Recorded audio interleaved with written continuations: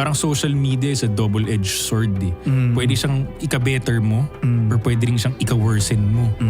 Tapos ngayon, ang problema nga, yung mga bata, tama yun eh, nakikita nila, yun na agad yung idol nila. Kasi nga, ang daming attention, validation eh. So akala mo yun na. Unlike dati, ang idolin mo yung tito mong maangas eh. Yung tito mong maangas o yung tatay mong maangas, nakikita mo, siya ang idol mo. Wala ka naman titignan sa internet nun eh. Tapos ang action star pa noon, hindi loverboy gaano.